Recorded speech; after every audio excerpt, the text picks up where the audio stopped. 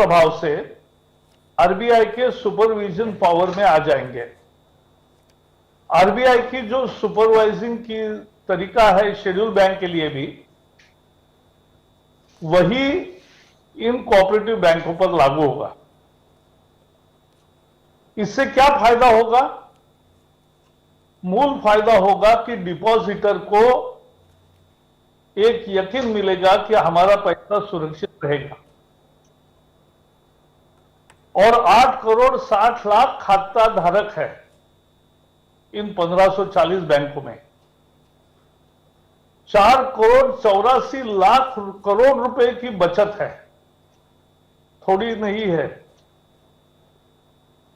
इस सबकी अच्छी रक्षा होगी, यह इस निर्णय का सबसे महत्वपूर्ण बात है। रिस्ट्रक्चरिंग के समय खाता धारकों को डर लगता है, वो भीड़ लगाते हैं। जो हमने चंद बैंकों के विषय में देखा, अब यह नहीं होगा। और सबसे बड़ा फायदा समाज को यह है कि सहकार एक अच्छी मूवमेंट है। लोग इकट्ठा आए, अपने तरीके से अच्छी संस्था चलाए और उस संस्था का लाभ खाता धारकों तो या जिन्होंने शेयर खरीद किए हैं उनको मिले। इससे ज्यादा अच्छी चीज हो नहीं सकती। तो इस सहकार पर लोगों का विश्वास बढ़ेगा, यह एक बड़ा परिणाम होगा। फाइनेंस मिनिस्ट्री का दूसरा भी एक निर्णय हुआ है। मुद्रा लोन्स आपको पता है लगभग 18 से 20 करोड़ लोगों को मिले। ये सबसे बड़ा स्मॉल लोन प्रोग्राम्स है। एक तरह से दुनिया का सबसे बड़ा स्मॉल बैंक लोन का प्रोग्राम है। इसके अंतर्गत एकदम ही छोटा, जिसका 50,000 तक का लोन होता है, ऋण होता है, उसको शिशु लोन स्कीम कहते हैं। और इस ऐसे 9 करोड़ 37 लाख लोगों को लोन मिला है। छोटे थोड़े लोग नहीं है, 9 करोड़ 37 लाख। इन लाभार्थियों को अब ब्याज में 2% की छूट मिलेगी। यह बहुत बड़ा काम उनके लिए हो रहा है। हमें समझना चाहिए, छोटा जो काम करने वाला, ठेले वाला या रेडी पटरी वाला हो या कोई छोटा दुकान चलाने वाला हो, वो कहां से पैसा लाता? मुद्रा योजना के पहले वो साहूकार से पैसे लाता था या बड़े एनबीएफसी से पैसे लाते था, जिसकी ब्याज के दर बहुत ज्यादा होते। अब उनको बैंकों से मिलने लगे और 9 करोड़ 37 लाख लोगों को ये शिशु योजना के पैसे मिले हैं। उनको 2% की छूट, ये बहुत मायने रखती है। 3 महीने का ओवरड्यू हो या डिले हो, एक तरह से कंडोन होने वाला है। यह छोटे आदमी को बड़ा फायदा देने वाली योजना है। और 1 जून 2020 से ये लागू होगी और 31 मई 2021 तक चलेगी। इसके लिए इस वर्ष में 1540 करोड़ रुपए का खर्च होगा, व्यय होगा। एक तीसरा निर्णय मोदी जी की अध्यक्षता में आज हुआ। आपको मालूम है, कुशीनगर बुद्धिस्ट सर्कल का एक तरह से मध्य बिंदु है। उसके आसपास लुंबिनी, श्रीवस्ती, कपिलवास्तु और थोड़े दूरी पर सारनाथ, गया है। लेकिन वहां अंतर्राष्ट्रीय स्तर का एयरपोर्ट नहीं था।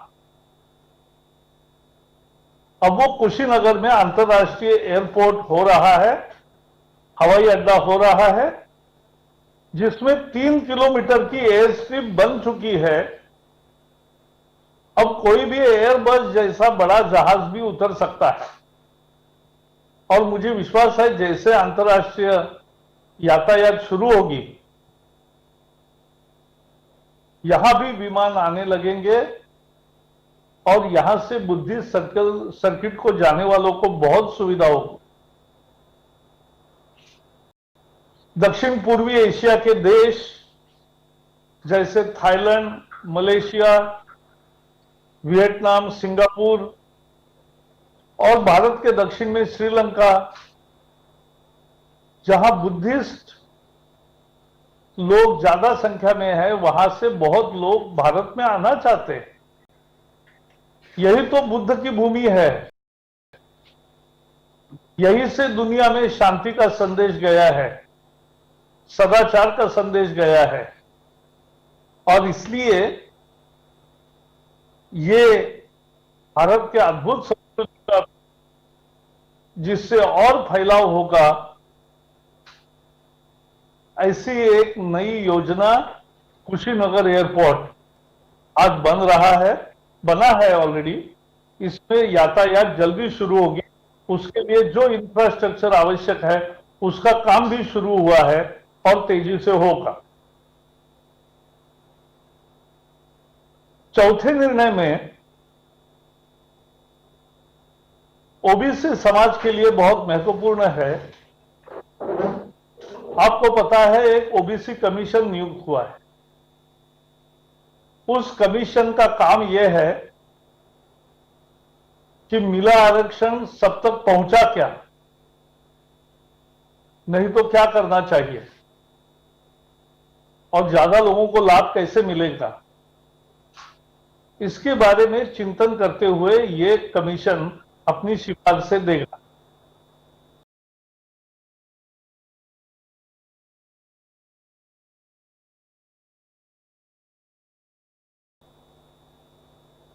ये काम शुरू हो गया, लेकिन उसके बाद उनका टर्म्स ऑफ रेफरेंस बदल दिया गया, क्योंकि उसी समय एक ध्यान में आया कि अनेक जातियां विभिन्न राज्यों में केवल स्पेलिंग के एक डिफरेंस से, एक शब्द के फर्क से वो जातियां वंचित रहती है आरक्षण से। और इसलिए ऐसे स्पेलिंग करेक्शंस भी करना, एनोमलीज दूर करना, इनएक्यूरेसीज दूर करना, यह भी काम ओबीसी कमीशन को दिया गया है। और इसलिए वो नए सिरे से काम कर रहे हैं राज्यों के साथ। लेकिन बीच में कोविड का यह संकट आया, तो उसके कारण एक 3-4 महीने काम में देरी हुई है, और इसलिए इन्हें अपना रिपोर्ट पेश करने का सरकार को सौंपने की तिथि मिली, 6 महीने की वृद्धि की है। अब 21 जनवरी 2021 तक यह अपना रिपोर्ट दे सकते हैं।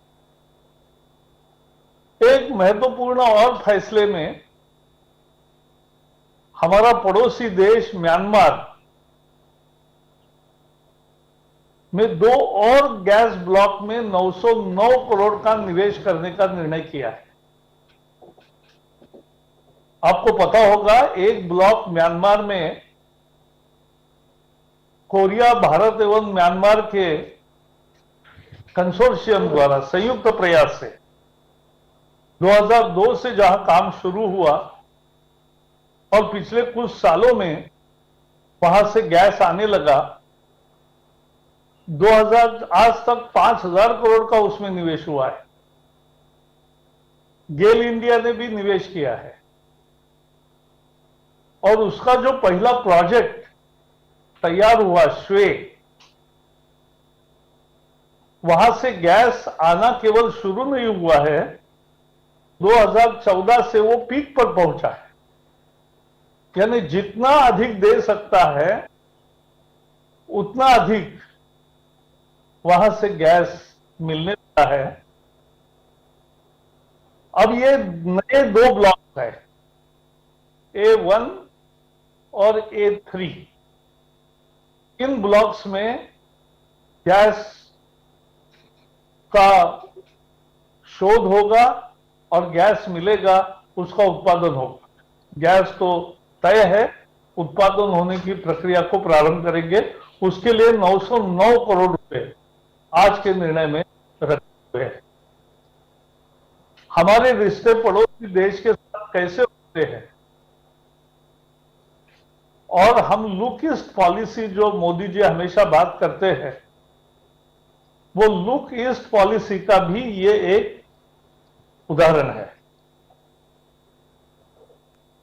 अंत में एक महत्वपूर्ण फैसला हुआ पशुधन के बारे में, जिसकी जानकारी गिरिराज जी देंगे।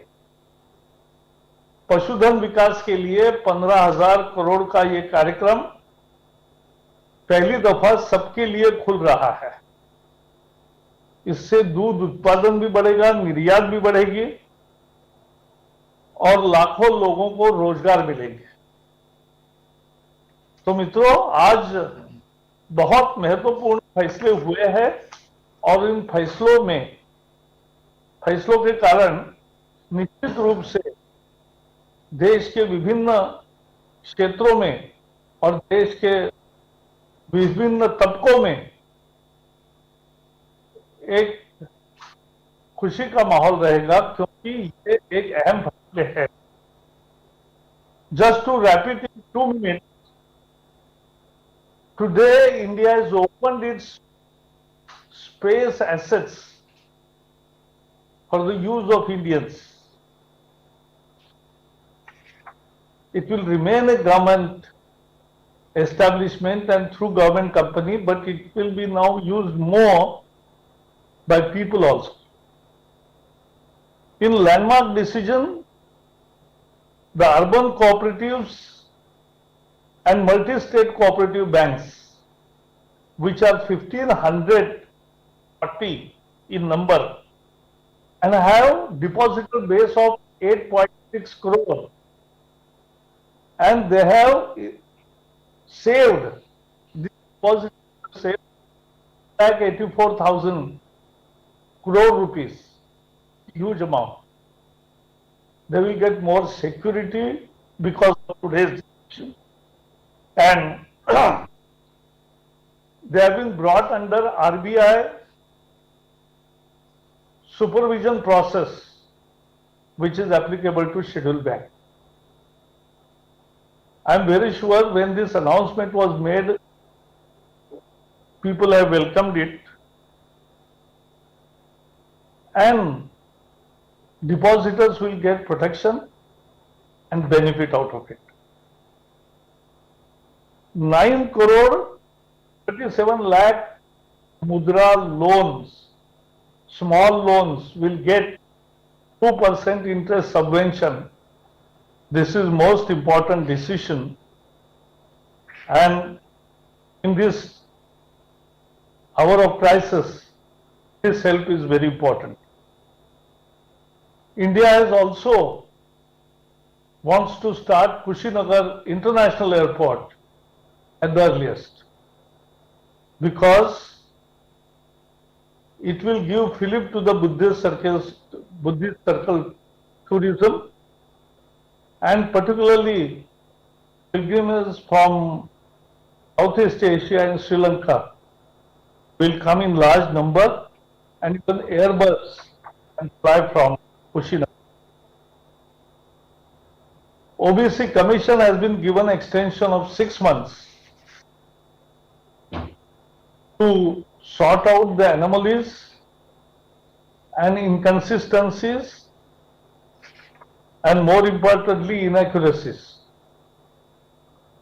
ONGC has decided to invest 909 crore in 2 gas blocks in Myanmar, and this will give fillip to our, and we'll get more gas hopefully.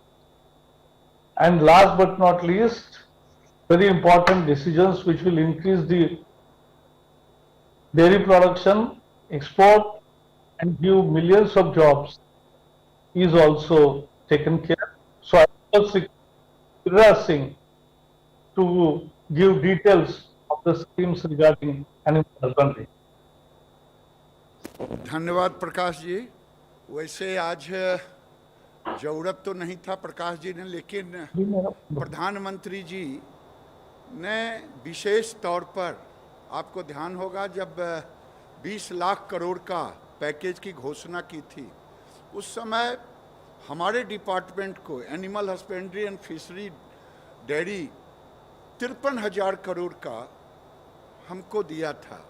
उसका ये आज 15,000 करोड़ का स्पेशली ये इंफ्रास्ट्रक्चर का फंड है। और आपको बता करके मुझे खुशी होगी कि देश में पहली बार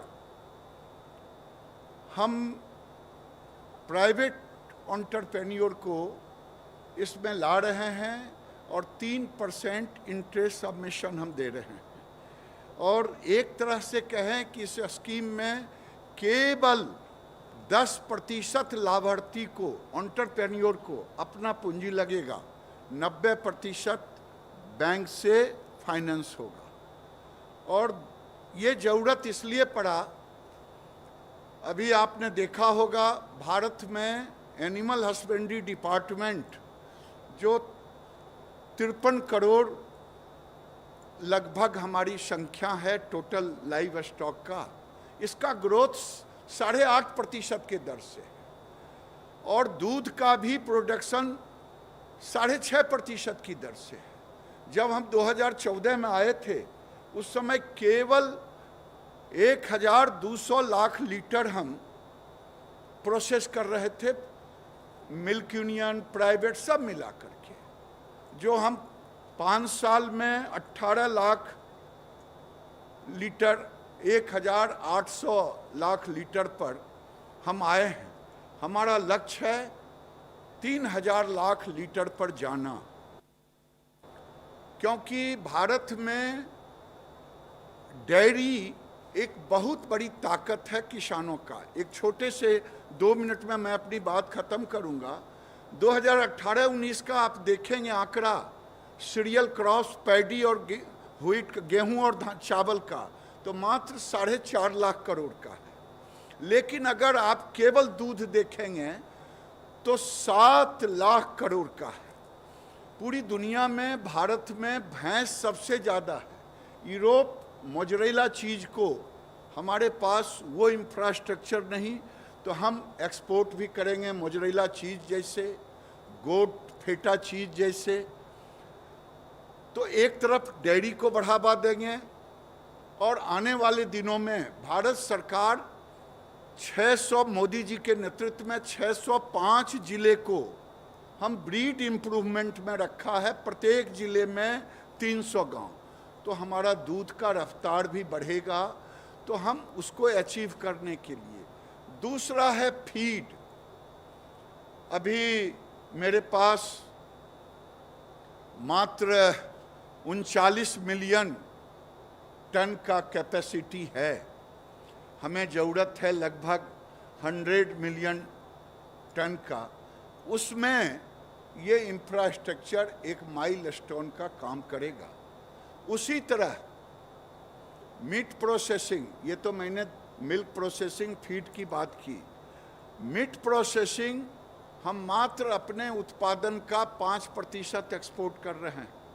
हमने अभी एपीडा के साथ मिलकर के ऑर्गेनिक मीट, ऑर्गेनिक एग, इसकी ओर बढ़ रहे हैं। पोल्ट्री के सेक्टर में, गॉटरी के सेक्टर में, सीप के सेक्टर में, और आने वाले दिनों में हम पिग के सेक्टर में। तो प्रोसेसिंग यूनिट को इससे बढ़ावा मिलेगा। और मेरा मानना है कि आने वाले दिन में हम जो ग्रामीण भारत, जो श्रेष्ठ भारत, उसमें ये एक मील का पत्थर साबित होगा। एक तरफ दूध और मीट की प्रोडक्टिविटी गुणात्मक हम रखेंगे, और दूसरे तरफ किसानों, गरीबों के हाथ को भी इससे मजबूत करेंगे।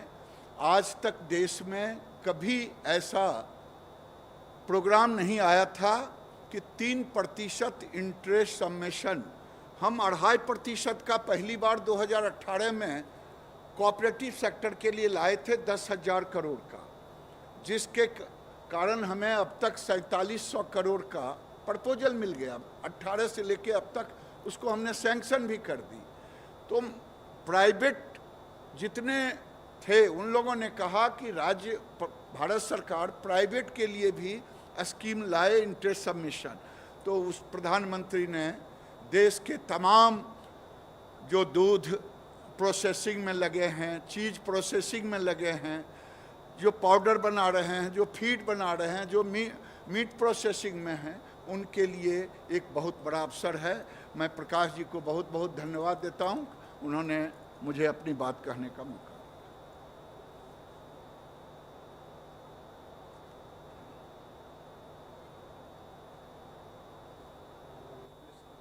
Today,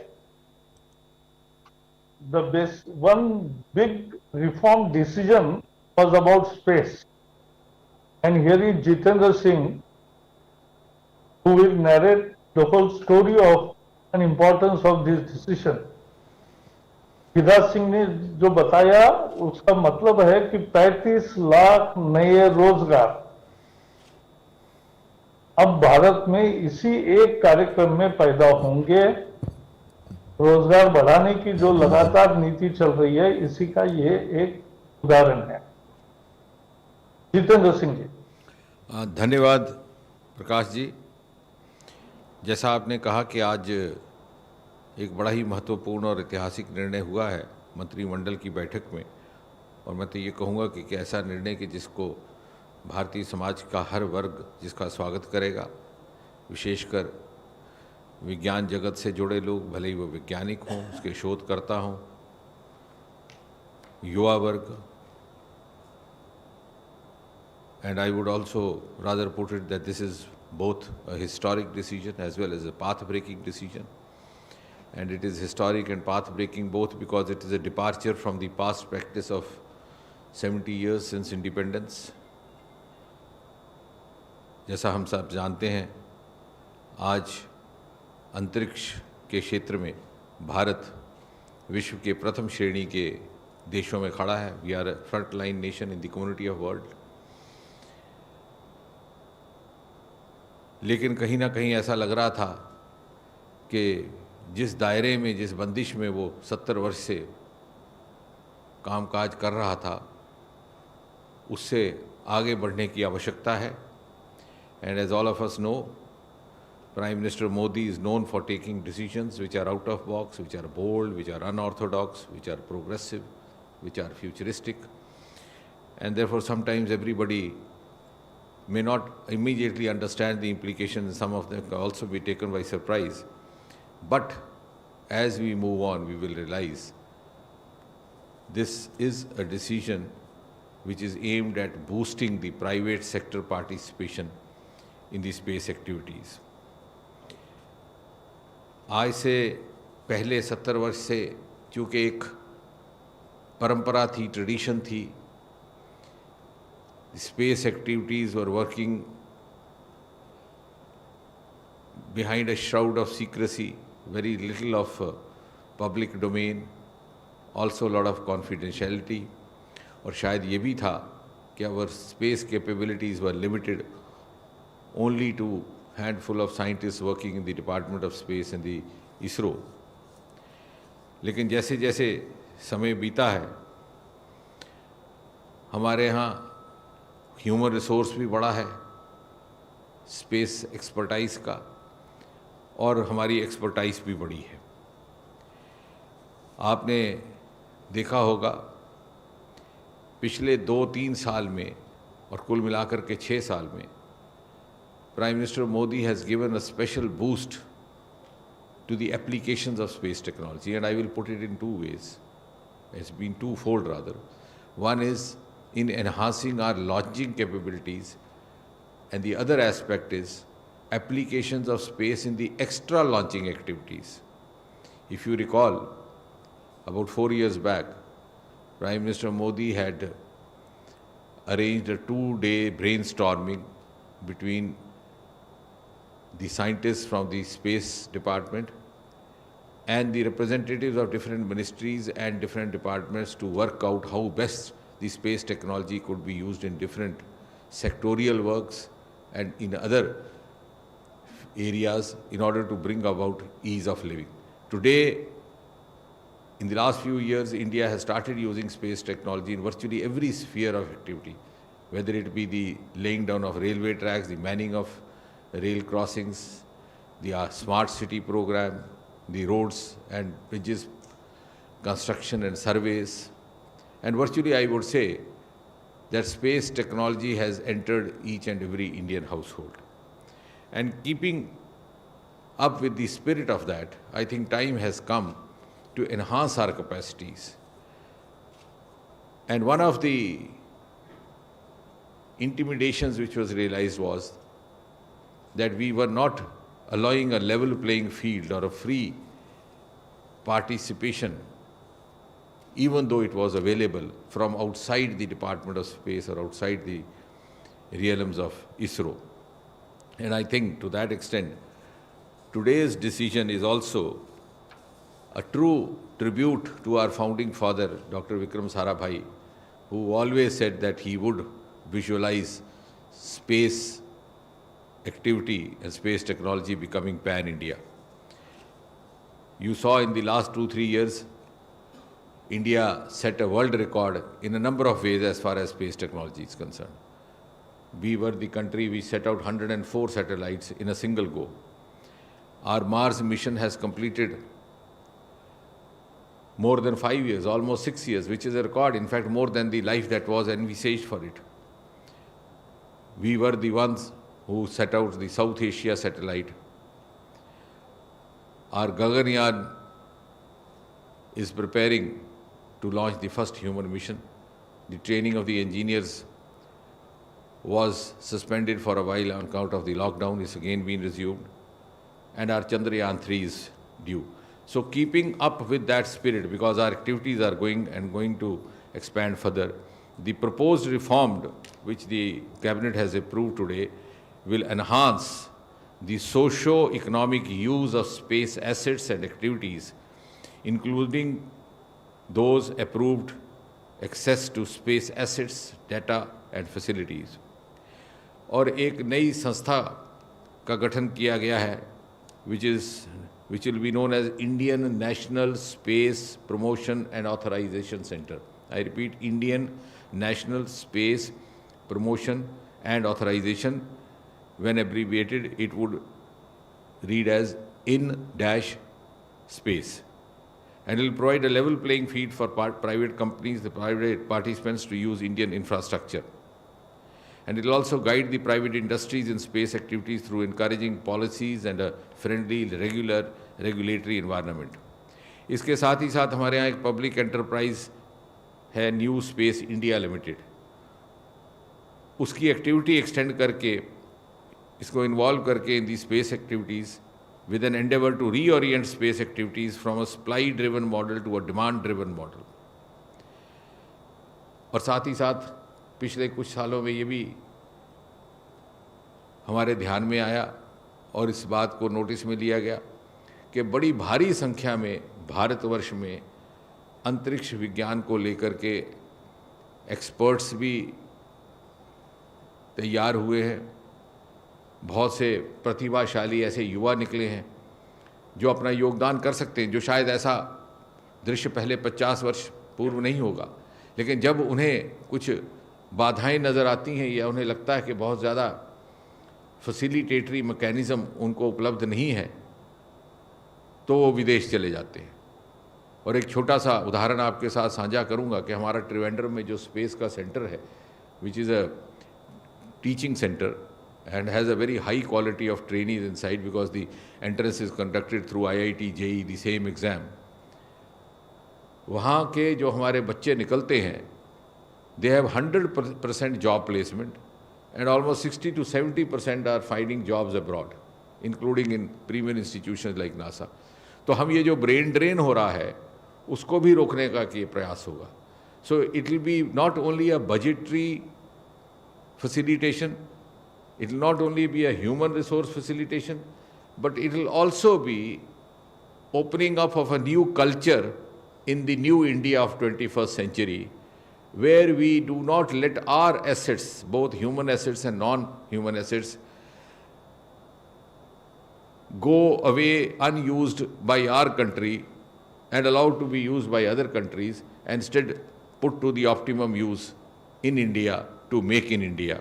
And therefore, this decision today will allow ISRO to focus more on research and development activities, while this in space will augment the Space Commission and additional members. इसके तहत कुछ एक टेक्निकल और प्रोसीजरल भी इसकी follow up रहेगा. There will be a strengthening of the Department of Space. Some of the new posts will be created, some structure will be created. But in a nutshell, we will have this new board called Indian National Space Promotion, and it will take care of what is known as private space entrepreneurs or non-government space entrepreneurs or non-government entrepreneur participants. So how best to draw this optimum balance for the mutual benefit and in the larger benefit of India, उसको लेकर के एक ऐतिहासिक निर्णय अंतरिक्ष के क्षेत्र के लिए, अंतरिक्ष विभाग के लिए तो है ही है, परंतु मुझे लगता है कि this will set a precedence in the other sectors, in the other departments and the other ministries also to be followed, and to urge to emerge in what Prime Minister Modi always cherishes as New India of 21st century. Thank you.